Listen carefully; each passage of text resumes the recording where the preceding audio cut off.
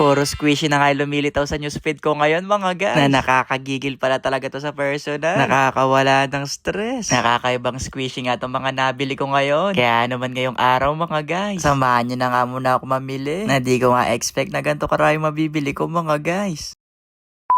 Gabing-gabi na nga, nakabihis pa si Chako to. Na naghanap kasi ako ng squishy ngayon. Na puro squishy nga yung mga nasa newsfeed ko. Kaya na-curious tuloy ako, baka guys, lumabas ako ngayong gabi.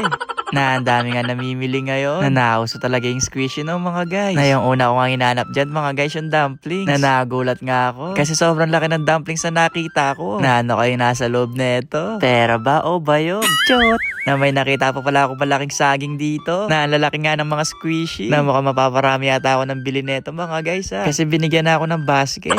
Nasabi ko nga nung una dyan, titingin lang dapat. Pero nung makita ko nga to, nakakagigil. Na parang nakakawala to ng stress Na may nakita rin pala akong malaking grapes dito. Na mabango rin siya. Na para talaga siyang totoong prutas. Nakakit din netong cheese. Na ang laki mga guys. Na sobrang lambot din no. Na ito kayo madalas na makita ko sa FYP ko. Kaya baka i-add to cart ko rin yun. Na syempre dito nga muna tayo sa mga maliliit. Na kumuha nga ako dyan ng pongkan, ng lemon, yung salted butter. Eto medyo matigas nga siya sa loob. Na parang asin ba'y nasa loob. Na kumuha rin pala ako ng chocolate. Naku mga guys, ang dami kong nabili dito. Na-request din kasi sa akin to ni mama. Para daw may mga bago siyang paninda sa tindahan niya.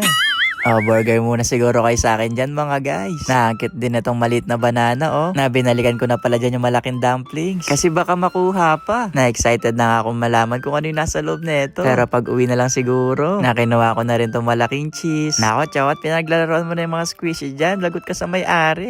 Na-shoutout ko na nga muna daw sila. Nakumuha rin pala ako ng jumbo size ng cheese. At saka na nitong duck squishy. No, diba? Ang dami ko napamili ngayon. Naangkit din itong rainbow poop. Na baka yung iba dito mga guys, pamimigay ko din. Ay, Chawat, anong pamimigay? Paninda yan ng nanay mo. Naangkit kasi lahat mga guys. Kaya halos yung makita ko dito. Parang gusto ko kunin lahat. Na may nakita rin pala akong squishy butter dito oh. At saka na rin itong dipin egg. Meron din cute na aso. Na meron din pala akong nakita dito yung medyo matigas ng konti. Na di ko na nga lang natanong kung ano ba to. Pero isasama na nga rin natin to. Na meron din cute na emoji dito mga guys oh. Ako nakakagigil. Nakumuha rin pala ako ng ice pop. Sa mga oras nga na yan mga guys, pinapakompute ko na kung magkano nga ba yung mga nabili ko. Baka kasi kulang yung dala natin pera no mga guys.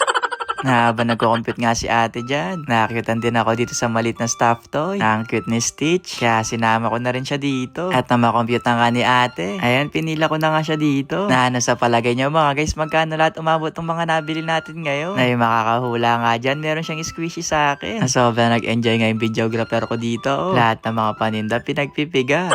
Na-excited na nga ako mauwi itong mga nabili nating squishy. Nasa Pampanga ko lang din pala ito nabili mga guys. Dito nga sa squishy store in Pampanga. Kaya kung naghanap kayo ng squishy, pwede kayo pumunta dito. Na ito na pala yung nabili natin mga guys. Na pag uwi ko na siguro to i-unbox. Kaya abangan nyo na lang siguro yan mga guys. Nauwi na po ako. Sinong gusto ng squishy dyan? Marami ako dito. Basta ayun lang. Bye-bye!